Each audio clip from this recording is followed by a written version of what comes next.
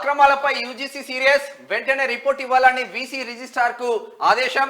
Varsity teachers association ఫిర్యాదుతో రంగంలోకి. వరుస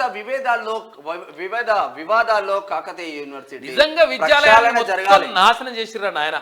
అసలు యాక్చువల్గా కాకతీయ యూనివర్సిటీకి సంబంధించి పిహెచ్డి ఏదైతే పిహెచ్డికి సంబంధించినటువంటి సీట్ల కేటాయింపు ఉంటుందో దాంట్లో కూడా ఒక పైతలు గోల్మాల్ జరిగింది.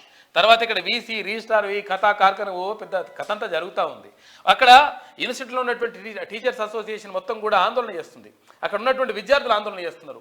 ఇదంతా కూడా ఏంది పరిస్థితి ఏంది, మొత్తం దీన్ని ప్రక్షాళన చేయాల్సిన అవసరం ఉందా లేదా అని చెప్పేసి. కాబట్టి దీనిపైన ప్రభుత్వం దృష్టి సారించింది. టీఎస్పీఎస్సీ చైర్మన్ మెంబర్ల నియామకానికి నోటిఫికేషన్. దరఖాస్తుకు రాష్ట్ర ప్రభుత్వం ఆహ్వానం. ఈ నెల 18 వరకు అప్లికేషన్లకు ఛాన్స్ ఉందంట.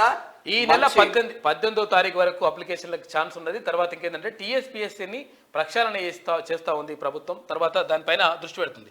Telangana state public service commission కు కొత్త చైర్మన్ సభ్యులను రాష్ట్ర ప్రభుత్వం నియమించనుంది.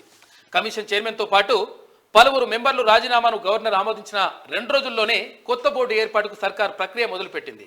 టీఎస్పీఎస్సీలో ఖాళీగా ఉన్న చైర్మన్ సహా మెంబర్ల నియామకం కోసం శుక్రవారం నోటిఫికేషన్ రిలీజ్ చేసింది. ఈ పోస్టులకు అర్హులైన వారి నుంచి దరఖాస్తులను ఆహ్వానిస్తున్నట్లు ప్రభుత్వ ప్రధాన కార్యదర్శి శాంతికుమారి ఒక ప్రకటనలో పేర్కొన్నారు. మోడల్ అప్లికేషన్ ఫారాలను www.telangana.gov.in వెబ్సైట్లో పెట్టినట్లు తెలిపారు. ఈ నెల 18న సాయంత్రం 5 గంటల లోపు దరఖాస్తులు చేసుకోవాలని చెప్తా ఉన్నారంట.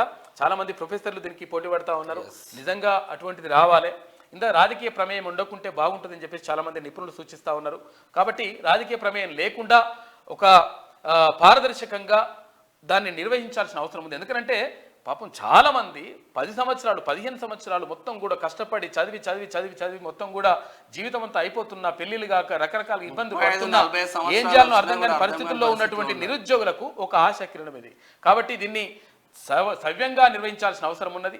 తర్వాత గతంలో జరిగినటువంటి లోటుపాట్లు ఏవి కూడా జరగకుండా, గతంలో జరిగినటువంటి అవన్నీ కూడా జరగకుండా ఇప్పుడు ప్రభుత్వం కట్టుదిట్టమైనటువంటి చర్యలు తీసుకుంటా ఉంది. కాబట్టి దీనికి నోటిఫికేషన్ వేసింది. చాలా సంతోషకరమైనటువంటి విషయం ఇది.